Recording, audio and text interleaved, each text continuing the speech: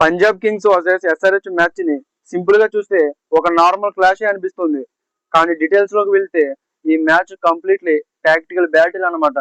So మరి match గురించి ఈ వీడియోలో డీటెయిల్ గా తెలుసుకుందాం. సో మరి వీడియోని ఎక్కడ స్కిప్ చేయకుండా ఎండ్ వరకు అయితే చూడండి. అలాగే మన ఛానల్ ఎవరైనా కొత్తగా చూస్తున్నట్లయితే వెంటనే సబ్స్క్రైబ్ చేసుకుంటే అలాగే పక్కన ఉన్న బెల్ ఐకాన్ ఆన్ లో పెట్టుకోండి. నేను పెట్టే ప్రతి వీడియో మీకు నోటిఫికేషన్ రూపంలో అయితే వస్తుంది. ఇక మ్యాచ్ గురించి మాట్లాడుకుంటే ఈ మ్యాచ్ మహారాజా యాదవేంద్ర సింగ్ స్టేడియంలో అయితే జరుగుతుంది. సో ఇక్కడ పిచ్ లాస్ట్ 10 మ్యాచెస్ లో పేస్ బౌలర్స్ కి 83 వికెట్స్, స్పిన్ బౌలర్స్ కి 47 వికెట్స్ అయితే వచ్చాయి. సో ఇక్కడ క్లియర్ గా ఫాస్ట్ బౌలర్స్ ఇంపాక్ట్ అయితే చూపించారు. సో పిచ్ నేచర్ వచ్చేసరికి న్యూ బాల్ తో మూవ్మెంట్ అయితే ఉంటుంది. అండ్ బ్యాటర్స్ సెట్ అయ్యాక బ్యాటింగ్ ఈజీ అవుతుంది. అండ్ ఇక్కడ వెన్యూలో ఫస్ట్ ఇన్నింగ్స్ ఎవరేజ్ స్కోర్ చూసుకుంటే 168 అయితే ఉంది. సో కాంపిటేటివ్ స్కోర్ కావాలంటే 175 to 185 స్కోర్ చేయాలి. ఇక వెదర్ గురించి మాట్లాడుకుంటే లైట్లీ డ్యూ వచ్చే ఛాన్సెస్ అయితే ఉంది. సో చేజింగ్ చేసే టీమ్ కి కొంచెం ఈజీ అయితే అవుతుంది. ఇక నెక్స్ట్ వచ్చేసరికి కీ ప్లేయర్స్ ఒక బ్యాటిల్స్ గురించి మాట్లాడుకుందాం. దీంట్లో ఫస్ట్ వచ్చేసరికి అభిషేక్ శర్మ వర్సెస్ హర్షదీప్ సింగ్. అభిషేక్ శర్మ హర్షదీప్ సింగ్ బౌలింగ్ లో 35 బాల్స్ ఫేస్ చేసి 60 రన్స్ స్కోర్ చేశాడు. ప్లస్ 1 టైం అవుట్ అయ్యాడు. సో స్ట్రైక్ రేట్ చూసుకుంటే 171 అయితే ఉంది. సో చూడాలి మరి ఈ మ్యాచ్ లో వీళ్ళిద్దరి మధ్య ఒక ఇంట్రెస్టింగ్ బ్యాటిల్ అయితే ఉండబోతుంది. సో ఎవరు డామినేట్ చేయబోతున్నారో చూడాలి. ఇక నెక్స్ట్ వచ్చేసరికి Travis head versus Marco Jansen. Travis head Marco Jansen bowling లో 4 బాల్స్ ఫేస్ చేసి 7 రన్స్ స్కోర్ చేశాడు. ప్లస్ 1 టైం అవుట్ అయ్యాడు. సో స్ట్రైక్ రేట్ అయితే 175 అయితే ఉంది.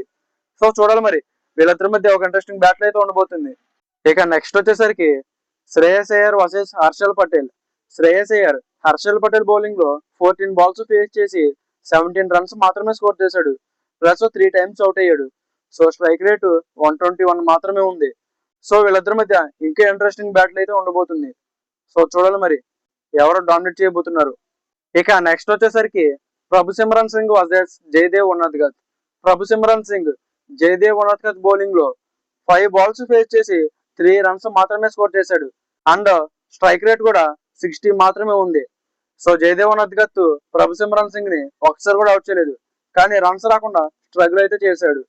సో మరి మ్యాచ్ లో వీళ్ళిద్దరి మధ్య ఒక ఇంట్రెస్టింగ్ బ్యాటిల్ అయితే ఉండబోతుంది. ఇక నెక్స్ట్ వచ్చేసరికి పంజాబ్ కింగ్స్ స్ట్రెంత్ వచ్చేసరికి మార్కస్ స్టోయినిస్, శశాంక్ సింగ్ లాంటి స్ట్రాంగ్ మిడిల్ ఆర్డర్ బ్యాటింగ్ ఉంది. And Harshdeep Singh, Marco Jansen లాంటి లెఫ్ట్ ఆర్మ్ పేస్ బౌలింగ్ కూడా ఉంది. ఇక వీక్నెస్ వచ్చేసరికి టాప్ ఆర్డర్ లో ఇన్కన్సిస్టెన్సీ ఉంది. అండ్ డెత్ బౌలింగ్ లో కూడా ప్రెజర్ సిచ్యువేషన్స్ ని సరిగ్గా హ్యాండిల్ చేయలేకపోతున్నారు. ఇక ఎక్స్ ఫ్యాక్టర్ లో యుజ్వేంద్ర చహల్ అయితే వస్తాడు.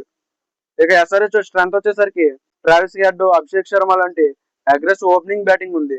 అండ్ ఎన్రిచ్ క్లాసెన్ లాంటి స్ట్రాంగ్ ఫినిషింగ్ కూడా ఉంది.